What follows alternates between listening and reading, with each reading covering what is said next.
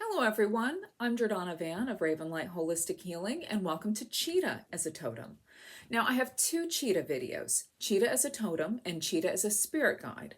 This here is the video that you want if you've always been drawn to cheetahs or have had a lot of experiences with them.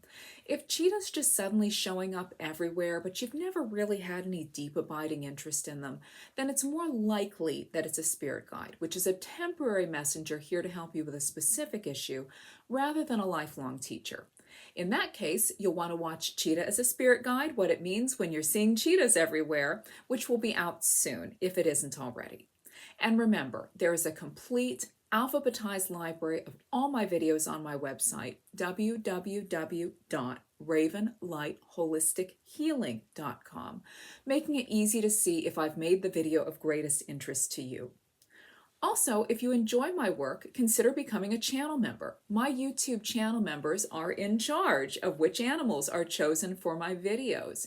Every time I'm ready to make a new video, second and third tier channel members submit their requests. I randomly draw 3 animals from the request list, and then third tier members get to vote on their favorite. Whatever they pick becomes the next video. If you're interested in becoming a channel member, just click Join next to the subscribe button adjacent to any of my videos, and you'll see all the details.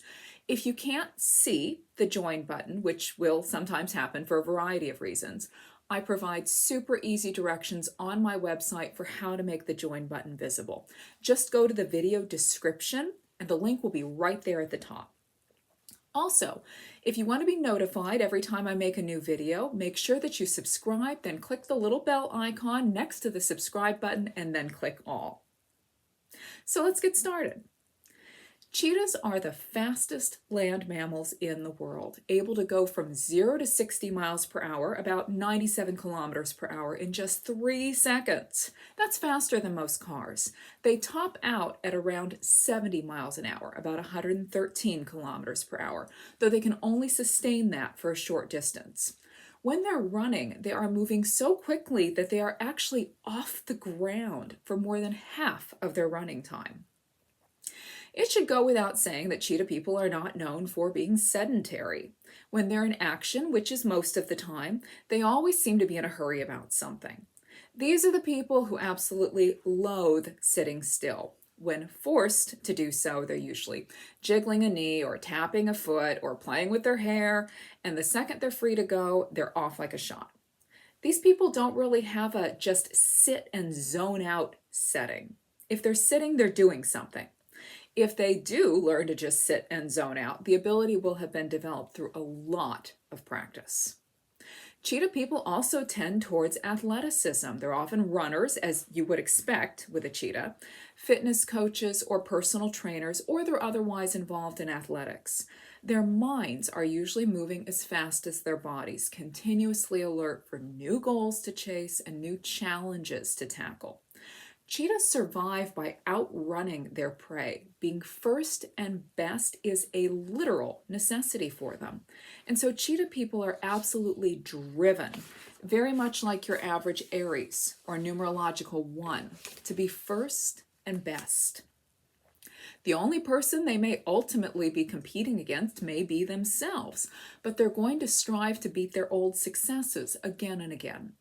They only feel truly safe and happy when they are running towards something, which also gives them a natural curiosity like most kitties. Cheetah people really want to know what's out there, what new thing might excite them, which makes them natural adventurers.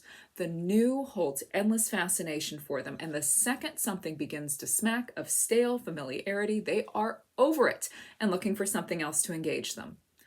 Also, like Aries and like Sagittarius, whose energies are also present in cheetah people, the cheetah person is typically more afraid of being bored than dead.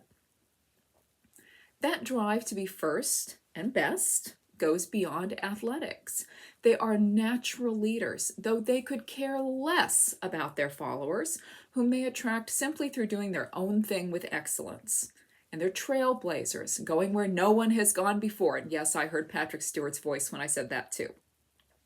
In general, these guys will also come off as unique. They're quite different from the other big cats, which we'll talk about in a bit.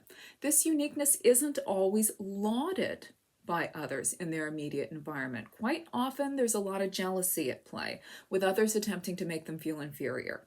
One of the lessons that Cheetah teaches us here is to shake it off and just keep doing their own thing to the best of their ability. They have what it takes to more than succeed, despite whatever others might do or say.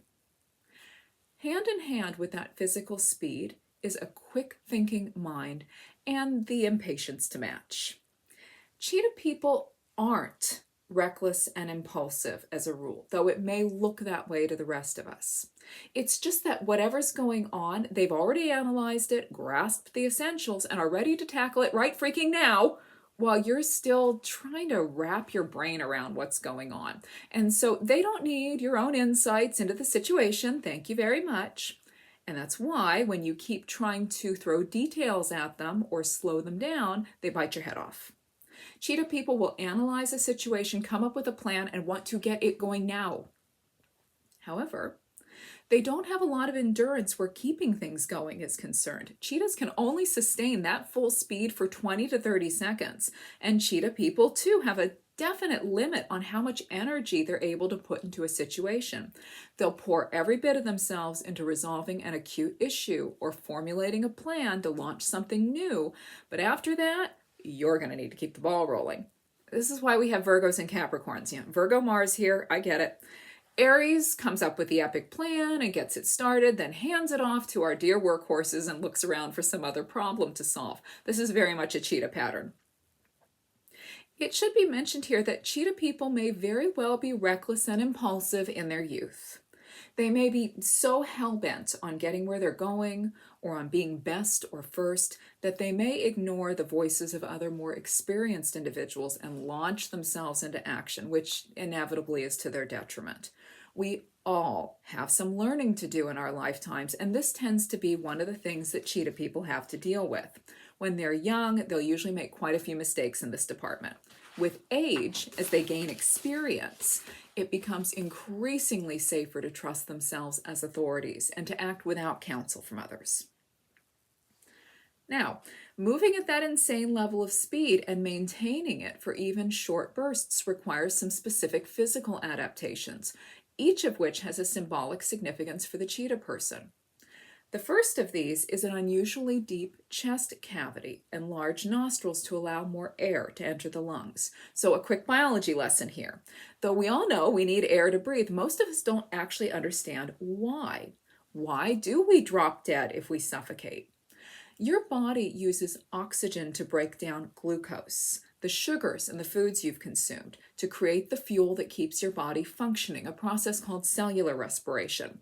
Without this fuel, called adenosine triphosphate, or ATP, your nerves won't fire. And even the smallest muscles in your body, even at the cellular level, will not contract. So when every part of your body is working harder, as a cheetah's does when it's moving so fast it's practically levitating, it needs more ATP, which means demand for oxygen increases exponentially. Now again, we all obviously need oxygen to live, but for cheetahs it's even more important. Breath isn't just about moment-to-moment existence for these creatures, but being able to run fast enough to catch their prey. Cheetahs don't have the size, power, claws, or teeth of other big cats. Their weapon is their speed, and that speed requires a ton of oxygen. In metaphysical terms, breath is linked to the belief that we have the mental and physical resources necessary to survive both acute traumas and the general demands of life itself. This is why I've seen a massive uptick in asthma and other breathing issues since 2020. With all the instability and inconsistency in information, people are terrified that something will happen that they won't know what to do about, or that they won't have the resources they need to protect themselves. They're anxious all the time, and this manifests in compromised breathing. But breathing is also linked to our sense of freedom, and conversely to feeling suffocated, stifled, trapped, or drowned by what is happening around us. Our bodies love metaphors like that. Lung or breathing related issues often indicate that we feel we cannot get out from under something or someone who's making us miserable or making us feel overwhelmed. It could be a job, a person, a life or world situation, whatever we feel is crushing us that we can't escape. Sometimes the thing that makes us feel trapped or smothered is our own obsessive, oppressive, or anxious thoughts. That tyrant in our brains that we can't escape, that makes us feel so unhappy and frightened. So here we have the cheetah, who, like all creatures, must breathe, but who requires even more breath than your average animal in order to catch its prey. On a symbolic level, what we're talking about here is freedom, independence, the consistent sense that they, and only they, are in charge of their own lives. Cheetah people can't tolerate confinement. Binding commitments of any kind will scare the hell out of them, and responsibilities that they do not inherently want will kill them dead. These people have to have freedom, have to. Without it, it is a short trip to anger, city, depression, and illness. So when they're thinking about ways to earn money, for example, they need to be looking into things that allow them to be flexible and which give them a great deal of autonomy. When we're talking about relationships, which we'll discuss more in detail later, they need partners who can relax and let them just go do their own thing and trust that they'll come back. Needy, controlling partners who want the cheetah person to relentlessly stay home and cater to the partner need not apply. Again, we'll talk about this more in a bit. The next adaptations that help cheetahs do what they do are super flexible spines and long tails. That spine allows them to safely change directions in midair, while the tail acts like a rudder while cornering. It helps them steer at those ridiculously high speeds instead of careening off path when they try to change direction. With regard to the spine, what we're talking about here are people who experience a lot of changes in those things that support them. Our spine is tied to our sense of being supported, as well as to supporting others. So jobs, education, places we live, relationships, goals, the framework on which much of our day-to-day existence rests and from which we gain structure. People who've been taught to believe that plans are eternal, you make a plan, you cling to it with every fiber of your being, you live it and die after executing it, will look at the cheetah person and think they are the flakiest, most frivolous souls ever born. But cheetah people are meant to live this way. They have the ability to do many different things, to bend and stretch as each new situation requires, and to turn on a dime. And so their journeys are never going to involve moving in a straight, predictable line. They'll pick something into which to pour their energy and attention, devour it, and then go after something new. Remember, these guys are bred to change direction. The bulk of their life is in the adventure, not the arrival. They may not like this about themselves, having been told by others that this makes them flighty or immature, but it is who they are, and it's perfectly lovely. How amazing to have a life free of the struggle to hold on to things, which makes most of us miserable. They'll do themselves a lot of good if they can learn to accept this in themselves and admire it. It takes a lot of guts to be willing to try so many new things and trust in the universe for their security, rather than in something that might offer the illusion of security, but would ultimately bore them to death. So how is it that someone can make so many changes, take so many risks, seem to abandon so many paths, and thrive? A big part of the answer to that is in their tail. The cheetah literally uses the tail to keep itself from crashing when it makes a sharp turn at high speeds. Metaphysically, the tail is linked to our root or base chakra, the first chakra. This is where our most atavistic sense of security is located. Here, we either trust, really, truly know that the universe is going to take care of us, that we'll be guided to whatever we need, and that we'll know what to do in even the most devastating circumstances, or we don't. Being able to do this is what creates a life of miracles. You surrender to the universe and you move as it guides you, and magic happens. When you don't trust that you, by virtue of the universe's guidance and your connection to higher self, are the agent of security in your life, you live a life of fear. You place your trust in seemingly steadfast things to which you think you can anchor, while all the while some part of you knows that nothing is guaranteed to endure forever. If there's one thing that the last few years have taught most people, it's that things can change in a moment's notice in ways we never could have predicted. It's why everyone's so freaking anxious and having trouble breathing. They don't trust themselves or the universe, and there seems to be nothing safe into which they can place that trust. It may take the cheetah person a long time to consciously trust themselves and the universe and relax. And learning how to do this is one of cheetah's biggest lessons. Some part of the cheetah person does know that they'll be okay. So they gather their courage and make leap after leap in spite of their fear, but they're often still chronically anxious. Learning to relax as a cheetah person lies in recognizing that while their life path may look chaotic and risky, they're actually making informed choices about each of their moves. They're far more grounded than they look. Cheetahs are patient stalkers. They survey a situation carefully before they make the decision to charge after their prey, because though they can run like bats out of hell, they tire quickly. Now, this whole survey process happens very quickly, but they do still take the time to stalk. Now, if they make the wrong choice in their prey, they might not have the energy to chase after something else, and then they go without dinner. The patience to carefully assess a situation before charging forward is the difference between life and death for these guys. So to help with this, cheetahs have keen eyesight, which is adapted for daylight. When they do take off after their prey, they're aided by that long tail, which keeps them from flying off into a bush or a tree or whatever else when they make those quick directional changes during the chase. Taken together, this is what makes the cheetah person so capable of making such dramatic shifts in their lives. They're actually really level-headed, again, once they've had some life experience.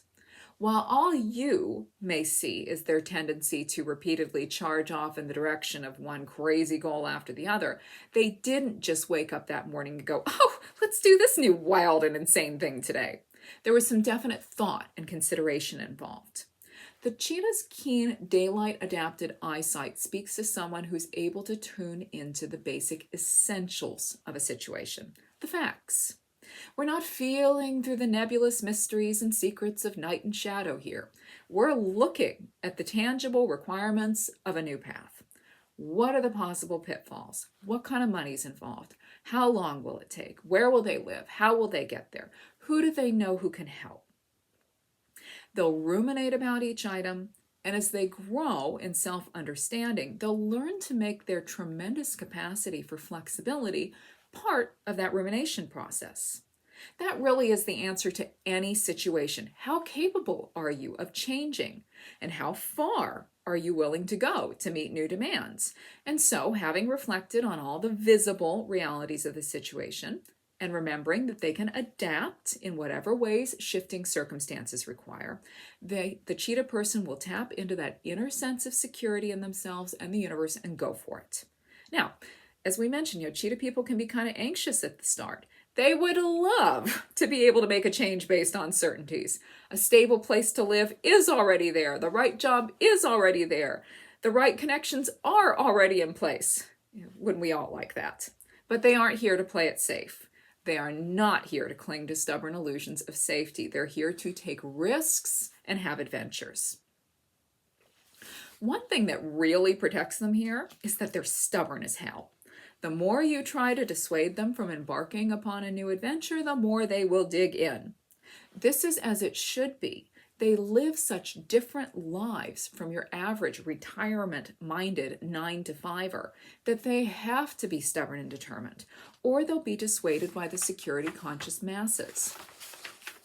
Cheetahs do have claws, just like other cats, but they aren't retractable. They're out all the time, functioning like cleats, which dig into the ground when they run, thereby helping them run even faster. It should come as no surprise then that with their claws always out, cheetah people are more than happy to argue with you if you push them.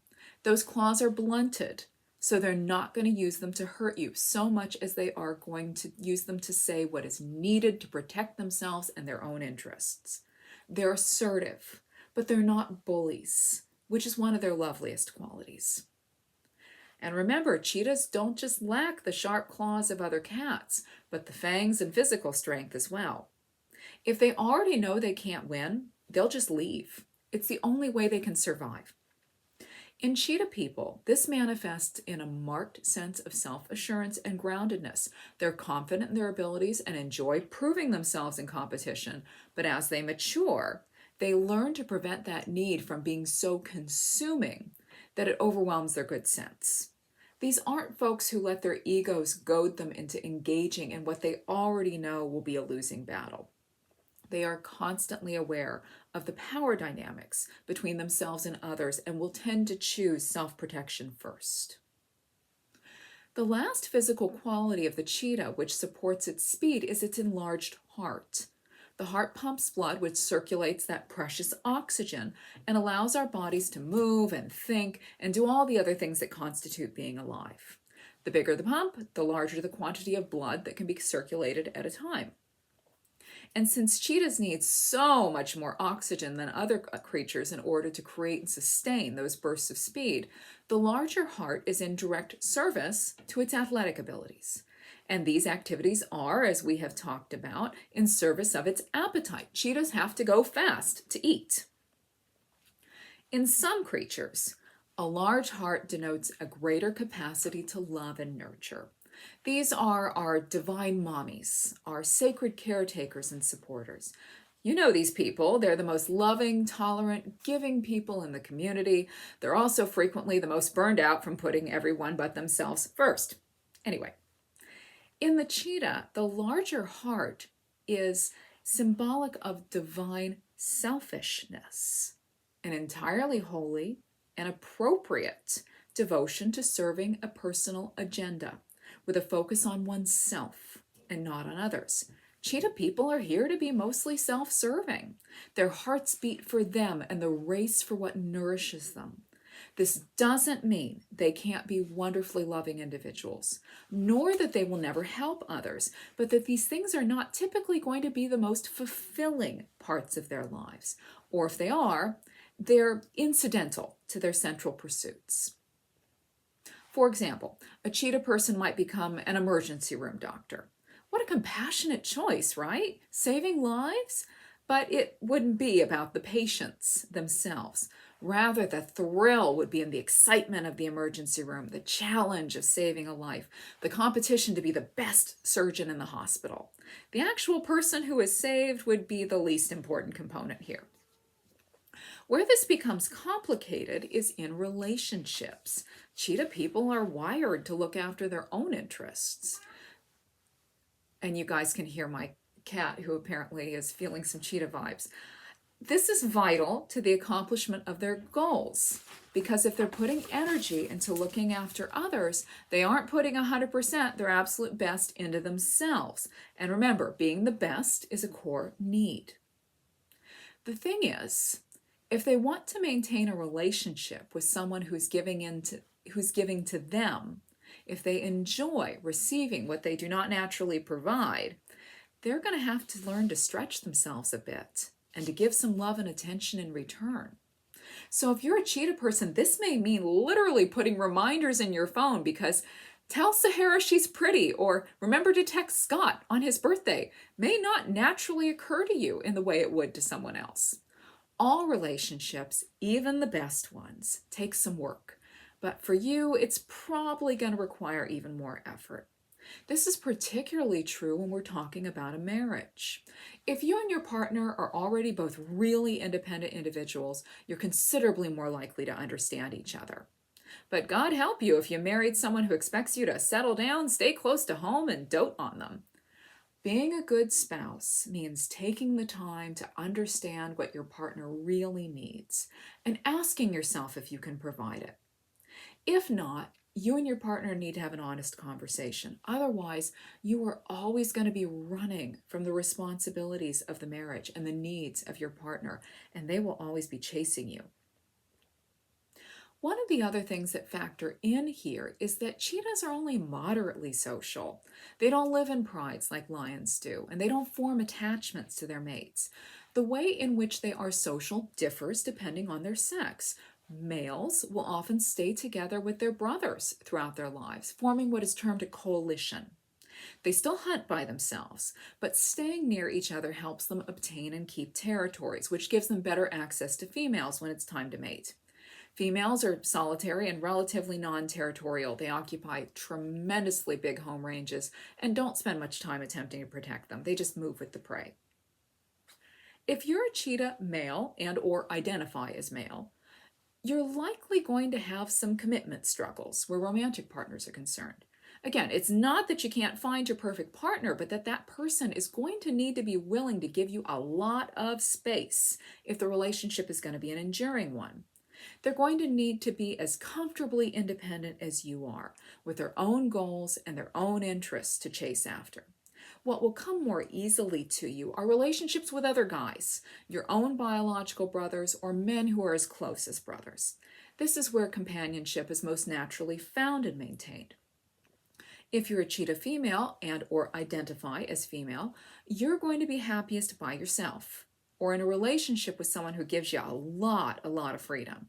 Again, you can absolutely find love, but that person needs to be totally okay being by themselves and pursuing their own agendas. Now, as I mentioned earlier, cheetahs are formidable predators, but this is due to their speed, not to strength or teeth or claws. Nor can cheetahs roar like the other big cats. In fact, they are the only big cat that cannot roar. Tigers can actually paralyze their prey with the volume and sonic frequency of their roar, but not so the cheetah. With these things in mind, it is no wonder that the cheetah is always in such a hurry. When it has determined the time is right, it bolts after its prey, knocks it down, lunges for the victim's throat, then kills it quickly via strangulation. The whole chase is usually over in less than a minute. Then, as fast as possible, it eats whatever it can. This is because, lacking the defenses of a more powerful animal, cheetahs are often pushed away from their kills by more aggressive carnivores, such as the lion. In other words, they had better eat what they can as fast as they can, because someone is shortly going to come along and take it away. And remember, cheetahs don't engage in losing battles. They're going to let the lion have the meal. Cheetah people are hardwired to feel that they have to live life fast, and that if they don't seize an opportunity, they might miss out. Someone else might take it away, or it might never come again. This is a very Sagittarian quality. That new acronym, FOMO, fear of missing out, that could have been written by a Sag. Sag is notorious for saying yes to so many things that it winds up vastly overcommitted and can't actually give its all to each thing because its all is stretched so freaking thin. They don't want to miss out on anything. It's also so hungry to see what lies ahead that it often doesn't really enjoy what is right in front of it. This can be a big issue for cheetah people who have to make a conscious decision to slow down and appreciate what they're doing in each moment, or their lives will be all action and no real depth. They're still meant to move quickly and to do a lot of different things, but if they can also remind themselves to be in each experience, their lives will feel rich and full, rather than as though someone has hit fast forward and they're just zooming through life too quickly to actually know what anything feels like. This is not an easy balance to strike, and it will probably be the work of a lifetime, but it's a necessary one. The other thing that often happens with cheetah people is that they put a ton of effort into something, and then someone other than them seems to benefit, or someone else comes along and takes all the credit and the prize. As we talked about earlier, these are not foolishly aggressive individuals. When the battle is one they know they can't win, or they know they can win, they are quite determined. But if they perceive you as being the more powerful party, they'll back away rather than risk your retaliation. This can be quite disheartening, no matter how accustomed they are to just surrendering and walking away. If they've not yet grown into their full confidence, they may judge themselves as inferior, beating themselves up for not being able to hold tightly enough to their creations and accomplishments.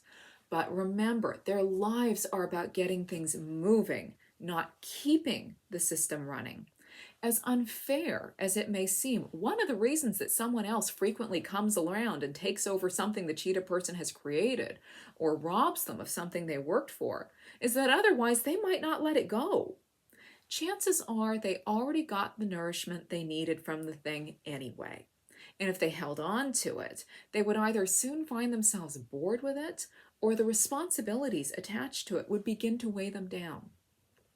When they learn to honor the cheetah's awareness of power dynamics, they'll be able to effortlessly and gracefully release something that is no longer going to serve them into the hands of those it will, and then they can go off and do something new and fun. The last thing we get to talk about here has to do with the cheetah person's emotional being. Water is the element of emotion, and cheetahs neither enjoy playing in water as tigers do, nor do they swim capably in it like jaguars, and they don't even drink it daily. Cheetahs only need to drink water every 3 to 4 days, getting the rest of it via the meat and bodily fluids of their prey. While cheetah people may be passionate about achievement and exploration, we wouldn't really call them emotional. They're usually moving more than feeling. These folks, as we know, are always in a rush. Whatever they're doing fast, with half their minds already preoccupied with what's coming next. They're also afraid to slow down because they might miss out. When you're moving this fast, nebulous internal sensations like uncomfortable emotions aren't generally well dealt with. It takes time to sit down and get quiet and ask oneself why one is feeling what one feels. And that's time that doesn't really feel at all productive or comfortable to these folks. So rather than examine the feelings which are trying to tell them something important about their lives, they shove them aside or push them down. This may work for a little while, but chronic uncomfortable emotions are critical indicators that something is not right in our world. Something we believe about ourselves or our life is limiting our well-being or outright hurting us. Or we're forcing ourselves to do or endure something that is toxic for us. Over time, these unexamined emotions do begin to have an effect upon the body, and illness emerges. In cheetah people, issues with the lungs or with the spine, feet, legs, or hips are among the most common manifestations of repressed emotion. These things force them to stop and finally deal with the feelings they've been neglecting so that they can make some needed changes. And oh, how they hate stopping. I could sum this up best with a sentiment prevalent among my fellow fitness coaches. No one wants to go to the doctor when something hurts because they know the doctor is going to tell them to stop working out for a while. And that is the worst thing ever. So they just keep working out until the issue gets so bad that they have to stop. When you're a cheetah person and your body forces you to stop, you can bet it's for a very important reason. If you keep trying to push yourself to just get back up without examining those things about yourself and your life that don't genuinely make you happy, those things which you probably can recognize you ruminate about day in and day out, you're just going to get shoved back down. When you're made to stop, use that enforced period of stillness to do the internal work you've been avoiding. Then, when you're healed, you'll be returning to a much happier life. So I hope this has given you guys a good idea of what it means to be a cheetah person. And don't forget to look for Cheetah as a spirit guide coming soon if it isn't out already. And remember, if you'd like to have a chance to have a video made about your totem animal or spirit guide, become a channel member at the 2nd or 3rd tier by clicking the join button, or click the link in the video description if you can't see the join button. And your request may become the next set of videos. Have a wonderful day, everyone. Cheers!